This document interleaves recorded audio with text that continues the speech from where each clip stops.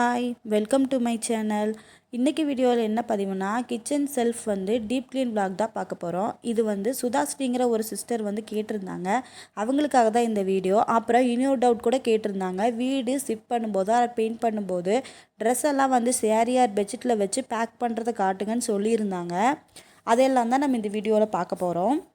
First shelf clean பண்ணுறதுக்கு இந்த liquid தான் யூஸ் பண்ணுறேன். இது டிமார்ட்டில் வாங்கியிருந்தேன்.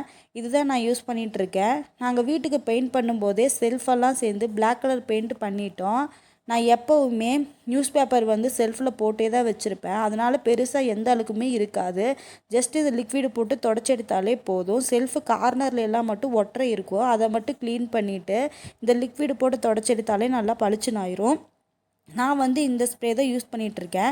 இந்த ஸ்ப்ரே பாட்டில் செடிக்கு மருந்தடிக்கிறதுக்காக நான் எடுத்துட்டேன். அதனால குட்டி ஸ்ப்ரே பாட்டிலில் ஊற்றி வச்சுருக்கேன். சிஸ்டர் நீங்கள் கிச்சன் செல்ஃபெல்லாம் க்ளீன் பண்ணிவிட்டு இது போல் நியூஸ் பேப்பர் போட்டு வச்சுக்கோங்க. பெருசாக நம்மளுக்கு வேலை எதுவும் இருக்காது நம்ம க்ளீன் பண்ணுறப்போ. இந்த லிக்விடு இல்லை அப்படின்னா பாத்திரம் வாஷ் பண்ணுற லிக்விட் இருக்கும் இல்லையா, விம் ஜெல்லு, அந்த லிக்விடை தண்ணியில் நல்லா மிக்ஸ் பண்ணிவிட்டு இந்த மாதிரி இப்போ தொடச்சி எடுத்தாலே போதும். கொஞ்சமாக அதில் கம்ஃபர்ட்டும் சேர்த்துக்கோங்க, ஸ்மெல் நல்லாயிருக்கும். அப்புறமா துணியெல்லாம் வச்சு சேரீயில் கட்டுறது காட்டுங்கன்னு சொல்லியிருந்தீங்க. நீங்கள் கேட்டது இதுவா இல்லை வேறு கேட்டிங்களான்னு எனக்கு தெரியல. கமெண்ட் படித்தப்போ எனக்கு இது தான் புரிஞ்சுது. சும்மா 4-5 ட்ரெஸ் மட்டும் வச்சு கட்டி காட்டியிருக்கேன். வீடியோ ஸ்கிப் பண்ணாமல் பார்த்துக்கோங்க. வீடியோ கடைசியில் தான் வரும். இது இல்லை அப்படின்னா வேறு தான் நான் கேட்டேனாலும் என்கிட்ட சொல்லுங்கள். நான் புரிஞ்சதை வச்சு நான் பண்ணி காட்டியிருக்கேன், அவ்வளோதான்.